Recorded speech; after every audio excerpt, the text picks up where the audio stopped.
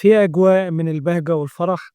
احتفلت النجمة اللبنانية داليدا خليل بتوديع العزوبية استعدادا لزفافها المرتقب، وطبعا زي ما شفناها كده عملت حفل خاص بحضور مجموعة من صديقاتها المقربات، من بينهم الممثلة رانيا عيسى.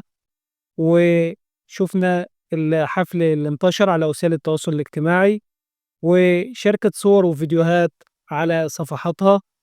ظهرت دليلة خليل بإطلالة عفوية وأنيقة، وارتدت فستان أبيض جميل جدا ومزين بحاجات بسيطة كده وحاجات جميلة. والعريس هو رجل أعمال لبناني نيكولا زعتر، ومقيم في إمارة دبي، والاتنين بيعيشوا حاليا في دبي. وأرسلت الدعوات الرسمية لكل صديقاتها وأصدقائها، وإن شاء الله الفرح هيكون قريب جدا وربنا يفرحها. ويا ريت لو عجبكم الفيديوهات اللي بقدمها تدعموني بلايك واشتراك في القناة.